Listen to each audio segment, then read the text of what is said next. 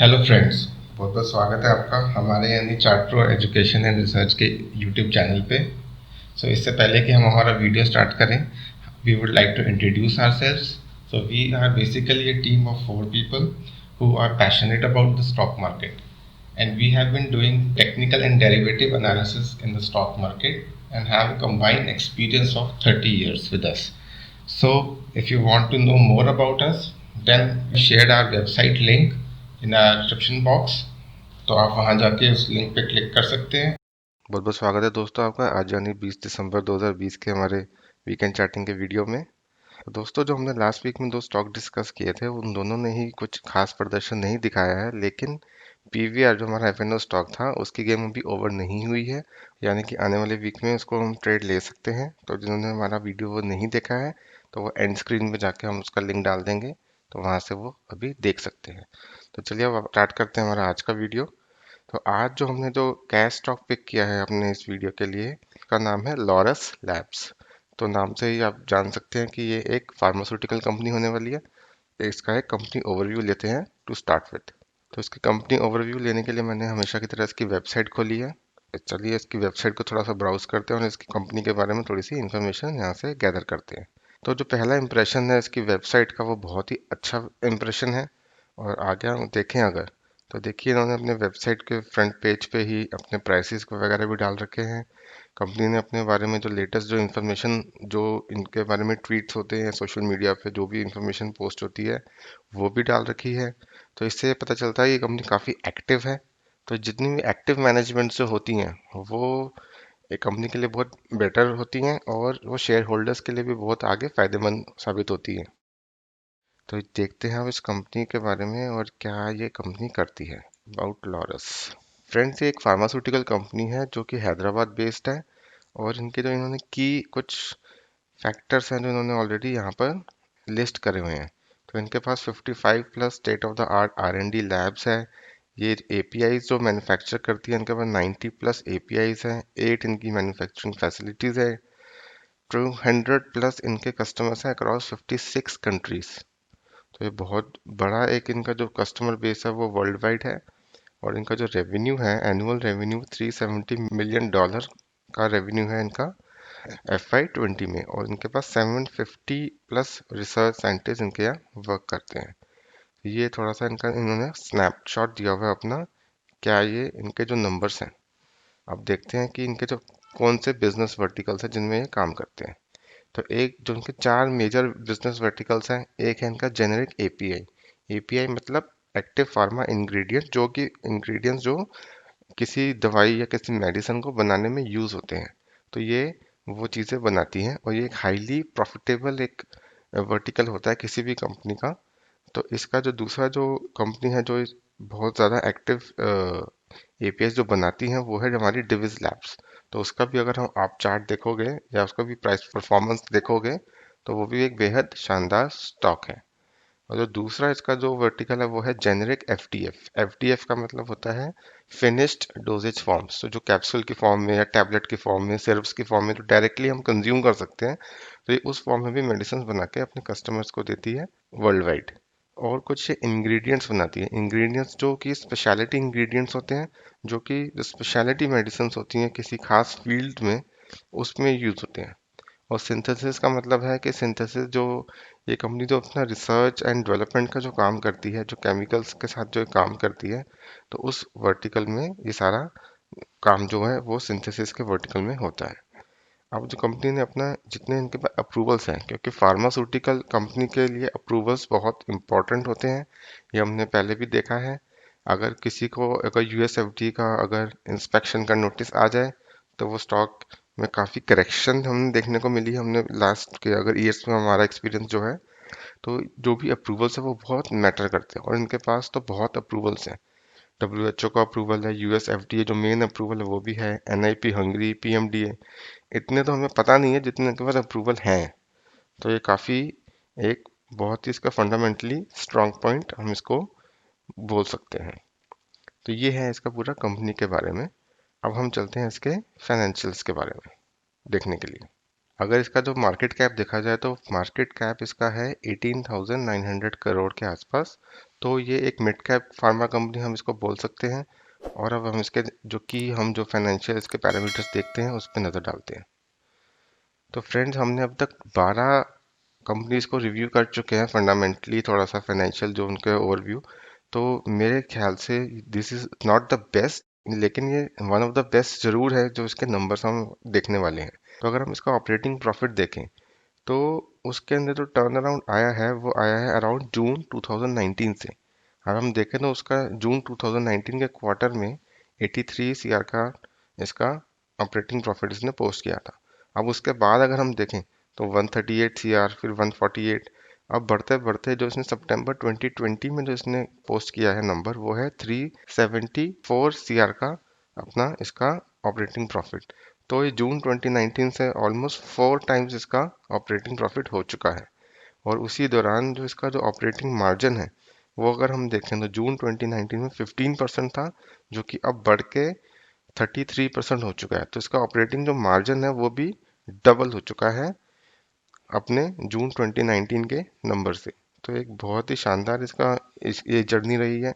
और ईपीएस में अगर हम देखें तो जून 2019 में इसका जो ईपीएस था वो 0.28 इसने क्लॉक किया था। और अब वो ईपीएस बढ़ते बढ़ते रिसेंट जो इसका ईपीएस है वो 4.52 इसने क्लॉक किया है। तो ऑलमोस्ट 18 टाइम्स इसका ईपीएस वहां से इंक्रीज हो चुका है।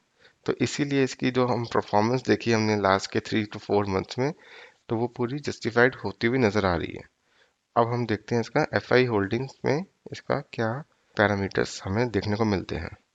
तो अगर हम एफआई होल्डिंग देखें तो जून 2019 में इसकी जो होल्डिंग थी एफआई की वो थी 12.35। और उसके बाद सितंबर में 12.52, एक मार्जिनल इंक्रीज किया, फिर उन्होंने डिक्रीज की अपनी होल्डिंग 10.52।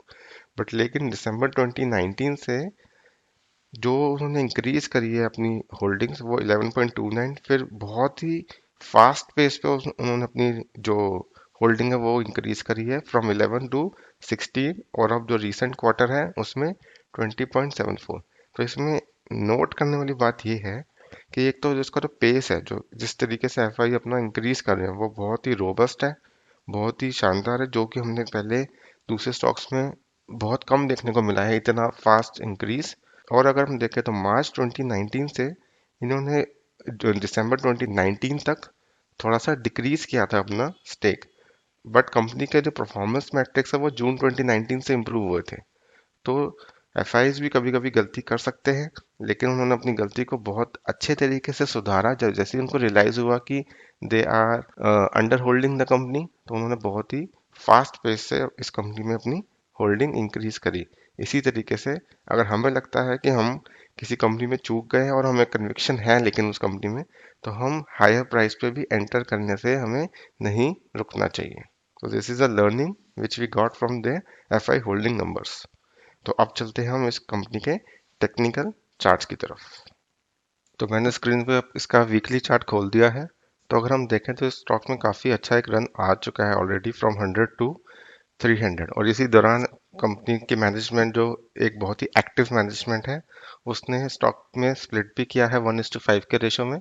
तो वहां से भी पता चलता है कि वो कितने अपने शेयर होल्डर्स का ध्यान रखने वाले हैं आगे चल के भी, और कितने प्रोएक्टिव होंगे अपने प्राइस मैनेजमेंट को लेके। तो देखें कि जो हमने इसके जो फाइनेंशियल्स देखे थे उसका जो टर्न अराउंड आया है वो अराउंड जून 2019 में आया है।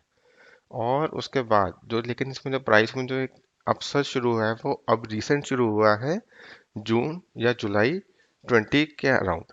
तो वहां से ही एफआईएस की होल्डिंग में जो एक सडन एक स्पाइक देखा था हमने, तो एफआईएस की होल्डिंग में सडन स्पाइक देखा था वो वहीं से देखा था। तो वहां से 100 के लेवल से 120 के लेवल से स्ट्रेट ये रन दिखाया है इसने अराउंड 340 तक। उसके बाद इसने एक बहुत ही एक अच्छी कंसोलिडेशन करी है, एक प्राइस कंसोलिडेट हुआ है इसकी 100 पॉइंट की रेंज में फ्रॉम 340 टू 240। और उसकी जो टाइम ड्यूरेशन है वो है 8 to 10 वीक्स। तो 8 to 10 वीक्स के बाद अब इस प्राइस की कंसोलिडेशन करने के बाद इसमें ब्रेकआउट आया है लास्ट वीक में। तो चलिए देखते हैं इसका प्राइस एक्शन थोड़ा सा डिटेल में। तो अगर प्राइस एक्शन में देखा जाए तो इसकी जो एक रैली और उसके बाद जो कंसोलिडेशन हुई है, उसी दौरान इसने एक पैटर्न बनाया है जिसको हम बुलिश फ्लैग के नाम से जानते हैं। तो उस फ्लैग पैटर्न का इसने ब्रेकआउट दिया है लास्ट वीक में। तो ये देखिए इसकी एक रैली 100 120 टू 340 देन कंसोलिडेशन। तो ये है इसका जो मेजर जो फैक्टर है जो इसने ऑल टाइम हाई पे अपना क्लोज भी किया है लास्ट वीक में, कि हमने इसको पिक किया है। अब देख ये है इसका ओवरऑल एक प्राइस एक्शन, और हम देखते हैं इसका जो आरएसआई का जो इसका जो स्टडी है वो क्या इंडिकेट कर रही है। तो अगर हम इसका आरएसआई देखें तो आरएसआई जो इसके 60 टू 65 की रेंज में पहले रेजिस्टेंस लेता था अराउंड Feb 20, और इसने अप्रैल में भी वहीं से रेजिस्टेंस ली। लेकिन अब जो इसकी जो कंसोलिडेशन हुई है उसमें इसने उसी जोन से एक सपोर्ट लिया है, और अब वहां से एक पूरा टर्न अराउंड दिखाने की कोशिश कर रहा है। तो आरएसआई भी जो इसका जो ब्रेकआउट है उसको सपोर्ट कर रहा है, और आने वाले टाइम में स्टॉक काफी अच्छा परफॉर्म कर सकता है, जैसे कि ऑलरेडी ये करता हुआ आ रहा है।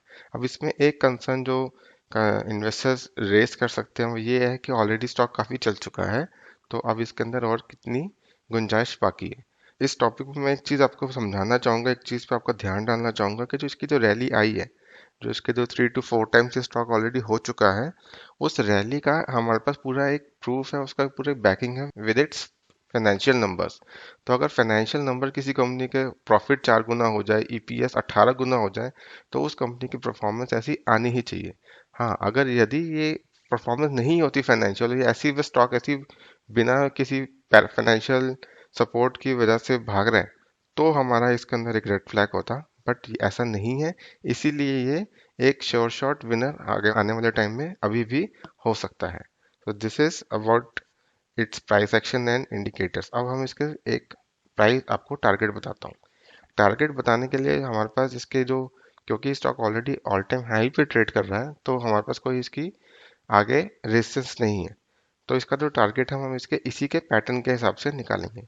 तो अभी जो इसका जो प्राइस है वो है अराउंड 350। तो अगर इसका हम टारगेट निकालें इसी बुलिश फ्लैग के पैटर्न के हिसाब से, तो वो आ रहा है, जो फर्स्ट टारगेट होगा हमारा वो होगा 450, और जो सेकंड टारगेट होगा वो होगा हमारी रेंज 560 टू 580 की रेंज में। और ये इसको आने वाले 3 से 6 महीने में ये टारगेट हमारा इजीली अचीव हो सकता है। तो ये था इस टॉक के बारे में। तो गाइज अगर आपको हमारा वीडियो पसंद आ रहा हो तो प्लीज़ हमारे चैनल को सब्सक्राइब कीजिए, हमारे इस वीडियो को अपने फ्रेंड्स और रिलेटिव्स के साथ शेयर भी करना ना भूलिएगा। तो अब इसी के साथ चलते हैं हमारे आज के एफएनओ स्टॉक की तरफ।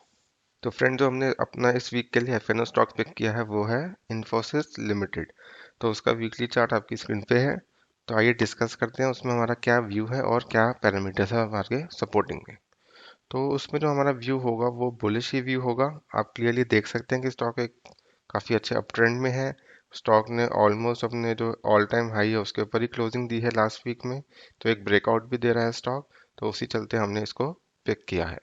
और इसके आने वाले क्वार्टरली रिजल्ट भी अनाउंस होने वाले हैं, जो कि अनाउंस होंगे अराउंड 10 जनवरी 2021। क्वार्टरली इसका जो रिजल्ट आने वाला है उसकी जो प्री रिजल्ट रैली है, हम उसको प्ले करने के लिए हमने इसमें पहले से ही एक पोजीशन बनाने का, जो अपना व्यू बनाने का एक डिसाइड किया है। तो वो क्यों किया है वो मैं आपको बताता हूँ, कुछ इसके जो प्रीवियस जो इसके जो क्वार्टरली रिजल्ट्स हैं उसकी मूवमेंट के हिसाब से। तो फ्रेंड देखिए, मैंने इसके जो लास्ट के 2 क्वार्टरली रिजल्ट आए हैं उसका जो एक प्राइस एक्शन है उसका मैंने हाईलाइट करने की कोशिश की है। जो फर्स्ट क्वार्टर का जो रिजल्ट था अप्रैल 20 टू जून 20 वाले क्वार्टर का रिजल्ट था, उससे पहले स्टॉक ने एक ब्रेकआउट दिया अपना 770 की रेंज में, और ऑलमोस्ट जो रिजल्ट अनाउंस हुआ था वो मिड जुलाई में हुआ था। तो अ, उससे पहले ही इसने ब्रेकआउट दिया था, और उसी वीक में काफ़ी अच्छा एक हमारे को प्राइस एक्शन देखने को मिला अराउंड 790 से। सीधा इसने जो हाई मारा वो मारा 950 के अराउंड। तो एक 150 पॉइंट्स का पूरा पूरा हमारे को अराउंड 20% का इसने मूव दिया। तो वो मूव एक जो वो एक सडन मूव आया, वो बिल्कुल रिजल्ट के पास में आया, क्योंकि उस समय ये अंदाजा किसने लगाया नहीं था कि आईटी कंपनीज के result due to COVID situation में कैसे आने वाले हैं। तो किसी को अंदाजा नहीं था कि इतने अच्छे रिजल्ट वो पोस्ट कर सकता है। तो इसलिए बहुत पास में उसकी रैली आई अपने रिजल्ट के टाइम के पास में। अब वही अगर हम फैक्टर देखें, उसके बाद रिजल्ट आने के बाद वो एक कंसोलिडेशन जोन में चले गया अपने 6 से 8 हफ्ते की। अपना कंसोलिडेशन वीक का जो जोन का जो ब्रेकआउट दिया वो दिया अराउंड 965 के आसपास, और वो दिया इसने सितंबर मिड में। और इसका जो रिजल्ट अनाउंस होता है जो क्वार्टरली, वो होता है अक्टूबर के सेकेंड वीक में। तो उससे लगभग एक महीना पहले, 4 हफ्ते पहले इसने ब्रेकआउट दिया।